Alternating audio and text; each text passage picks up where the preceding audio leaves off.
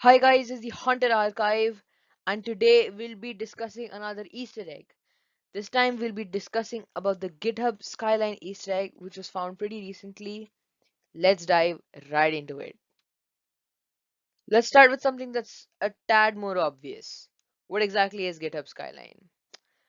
GitHub Skyline is a 3D model of your GitHub contribution graph, which shows how much you've contributed to GitHub repositories in the past year. It's basically a 3D rendering of the graph. Otherwise, the graph on your GitHub page is shown with colors, or basically in a 2D format, as one might say. GitHub also describes this feature as it's your GitHub story, but in 3D. To start off, we must visit Skyline. So we can type in the taskbar skyline.github.com. This will take us to the GitHub Skyline page. This is what you'll see when you reach GitHub Skyline. There's a text box here where you must enter your GitHub username. If you don't have an account yet, you can create one by going to github.com. In this drop down, you can select which year's contribution graph you want. Your contribution graph can also be viewed in 2D form by going to your GitHub profile. Once you've filled in all the details, click on Create a Skyline and GitHub will render a 3D version of your contribution graph on GitHub. Alright, I've managed to 3D render a dummy account of mine. It's of the year 2020 and I haven't done much as you can probably see.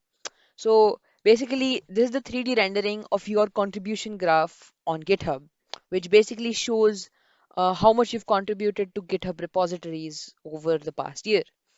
Now there's some fancy music going on in the background. If you want, you can disable it by clicking on this button. You can print it on Shapeways or you can download an STL file of this rendering. They get in the way, so I advise you to just click on this button and make them disappear. All right. This is also VR ready, so if you want, you can use your VR headset to get a rendering of this.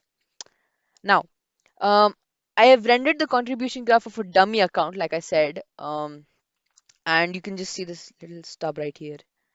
Um, so basically, you can view this in many directions. You can either use your mouse, like I'm doing right now, or you can also use the arrow keys on your keyboard. You can't use WASD keys. They just don't work. Only the arrow keys work, and I'm using them right now. So there's an Easter egg in here, which is a reference to the Konami code. So if you want, you can use your arrow keys to move around like I told you. What you can also do is trigger the Konami code. So I'm going to tell you an arrow sequence and you have to follow it exactly. So we'll start up, up, down, down, left, right, B, A. So you can see the screen sort of pixelated and everything starts to glow. You can also see that nothing's very clear anymore, although that isn't the point. For those who don't know, the Konami code is a very famous code and it was used in several games to give the player using it some special ability or it was used for triggering many Easter eggs.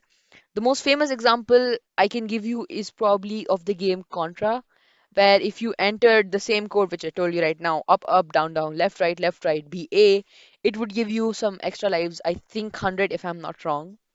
Um, so I don't think there's any way to go back to normal mode from this except by refreshing the page. If you retry the code, it will do nothing. It will just stay like it is. And if you don't do anything, it will just start revolving. That's it for this episode, folks. Make sure to subscribe to the Hunter Archive channel for more epic Easter egg content. Follow us on Patreon at patreon.com/the Hunter Archive. We also post exclusive videos and blog posts from our blog at huntingeastereggs.blogspot.com on our Patreon website. So make sure to visit that so that you can brag to your friends about the newest Easter egg you've just discovered.